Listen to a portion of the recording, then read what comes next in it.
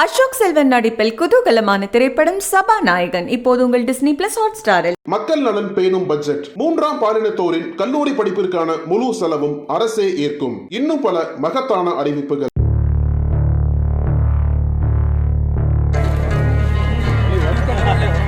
விட்டுருங்க அண்ணா, பெல்ட்டில் அடிக்காதீங்க. நெருங்கும் நீதி நாள்.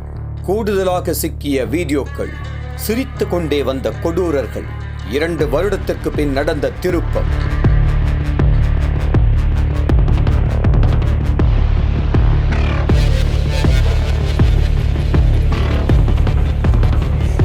தமிழகத்தில் கடந்த 2019ஆம் ஆண்டு பிப்ரவரி மாதம் அனைத்து தரப்பு மக்களையும் உலுக்கிய சம்பவம் ஒன்று பொள்ளாச்சியில் நடைபெற்றது. அந்த சம்பவம் தொடர்பாக பொள்ளாச்சி காவல் நிலையத்தில் இளம் பெண் ஒருவர் அதே ஆண்டு பிப்ரவரி 12ஆம் தேதி பரபரப்பு புகார் ஒன்று அளித்தார். அந்த புகாரில் பாதிக்கப்பட்ட இளம் பெண் தன்னை பாலியல் பலாத்காரம் செய்து அதை செல்போனில் வீடியோ எடுத்த பொள்ளாச்சியைச் சேர்ந்த திருநாவுக்கரசு, சபரிராஜன், சதீஷ், வசந்தகுமார் ஆகியோர் மிரட்டி வருவதாக தெரிவித்திருந்தார். அந்த வீடியோவில் "அண்ணா, பெல்ட்டால அடிக்காதீங்க அண்ணா" என்ற குரல் தமிழகத்தையே அதிர்ச்சிக்குள்ளாக்கியது. பின்பு இது சம்பந்தமாக அந்த இளைஞர்களிடம் செல்போன் மற்றும் லேப்டாப் ஆகியவற்றை பறிமுதல் செய்து விசாரித்த போது 100க்கும் மேற்பட்ட இளம் பெண்களின் ஆபாச வீடியோக்கள் மற்றும் புகைப்படங்கள் இருந்ததைக் கண்டு போலீசார் அதிர்ச்சி அடைந்தனர். மேலும் சில வீடியோக்கள் சமூக வலைதளங்களில் பரவி தமிழகத்தையே பெரும் பரபரப்பை ஏற்படுத்தியது. பல பெண்கள் இந்த விவகாரத்தில் சிக்கியிருப்பது தெரிய வந்தது. முன்னதாக இந்த சம்பவத்தில் அரசியல் பிரமுகர் ஒருவரின் மகனுக்கும் தொடர்பு இருப்பதும் விசாரணையில் தெரிய வந்தது. இதனால் இந்த வழக்கை போலீசார் மூடி மறைக்க பல வகையில் சூழ்ச்சிகள் நடந்ததாக சொல்லப்பட்டது. ஆனால் அப்போதைய எதிர்க்கட்சியாக இருந்த திமுக உள்ளிட்ட கட்சிகளின் தொடர் போராட்டத்தால் இந்த வழக்கு கடந்த 2019 மார்ச் 12ஆம் தேதி சிபிசிஐடியிடம் ஒப்படைக்கப்பட்டது. இது குறித்து விசாரித்த சிபிசிஐடி போலீசார் 40 சாட்சிகளின் வாக்கு மூலத்தின் அடிப்படையில் தயாரித்த அறிக்கையை சிபிஐயிடம் ஒப்படைத்தனர். இந்த வழக்கை சிபிசிஐடி விசாரித்த நிலையில் தமிழகத்தில் ஏற்பட்ட போராட்டங்களின் விளைவாக இந்த வழக்கு சிபிஐக்கு மாற்றப்பட்டது. வழக்கில் தொடர்புடைய 9 பேர் மீதும் கூட்டுச் சதி, தகவல் தொழில்நுட்பத்தை தவறாக பயன்படுத்துதல், பெண்கள் கடத்தல், கூட்டு பாலியல் வன்கொடுமை உள்ளிட்ட 10 சட்ட பிரிவுகளின் கீழ் குற்றச்சாட்டு பதிவு செய்யப்பட்டது. அதைத் தொடர்ந்து இந்த வழக்கில் திருநாவுக்கரசு என்கிறவன் முக்கிய குற்றவாளியாகவும் அதைத் தொடர்ந்து 3 கைது செய்யப்பட்டனர். இந்த சம்பவம் நாடு முழுவதும் பெரும் அதிர்வை ஏற்படுத்தி இருந்தது. இதையடுத்து இந்த வழக்கில் சதீஷ், வசந்தகுமார், சபரிராஜன், மணிவண்ணன், பாபு, அருளானந்தம், அருண்குமார், ஹெரன் பால் உள்ளிட்ட 9 பேர் கைது செய்யப்பட்டு சேலம் மத்திய சிறையில் அடைக்கப்பட்டனர். வழக்கில் சம்பந்தப்பட்ட திருநாவுக்கரசு உள்ளிட்ட 9 பேரும் சேலம் மத்திய சிறையில் அடைக்கப்பட்டுள்ளனர்.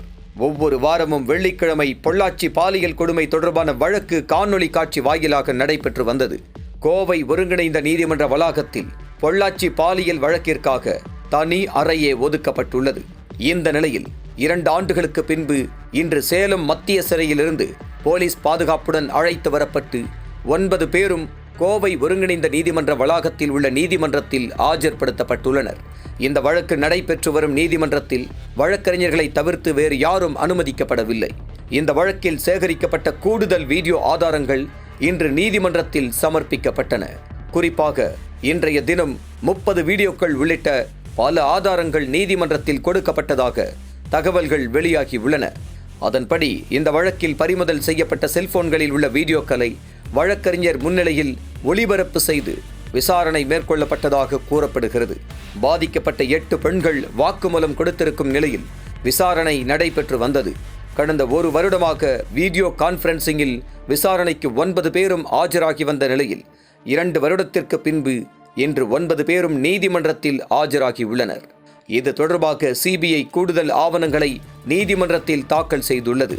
சிபிஐ தாக்கல் செய்த கூடுதல் ஆவணங்களின் நகல்கள் கேட்டு 9 பேரும் மனு தாக்கல் செய்திருந்த நிலையில் இன்று 9 பேரும் கோவை மகளிர் நீதிமன்றத்தில் ஆஜராகியுள்ளனர்.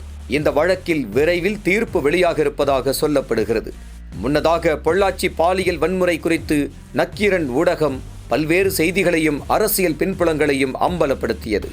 நக்கீரன் செய்தி வெளியிட்டது தொடர்பாக நக்கீரன் ஆசிரியரிடம் சிபிசிஐடி போலீஸ் 4 மணி நேரம் விசாரணை செய்தனர். இந்த வழக்கு சிபிஐக்கு மாற்றப்பட்டவுடன் மீண்டும் சிபிஐ அதிகாரிகள் நக்கீரன் ஆசிரியரிடம் உள்ள சாட்சி மற்றும் ஆதாரங்களை கேட்டு சம்மன் அனுப்பி 2019 மே 21 அன்று அவரிடம் விசாரணை நடத்தியது குறிப்பிடத்தக்கது. நக்கீரன் டிவிக்கு சப்ஸ்கிரைப் செய்யுங்கள். உங்கள் ஆதரவே எங்கள் பலம். ஆசிரியர்களுக்கு நண்பனாகவும் மாணவர்களுக்கு ஆசானாகவும் திகழும் தேர்வு வழிகாட்டி. ஒவ்வொரு பாடத்திற்கும் அனுபவமிக்க ஆசிரியர்களின் துல்லியமான தெளிவான விடைகள். CNC இருக்கு, தேர்வு பயம் எதற்கு? இது தீரன் பப்ளிஷிங் ஹவுஸ் விற்பனை வெளியீடு.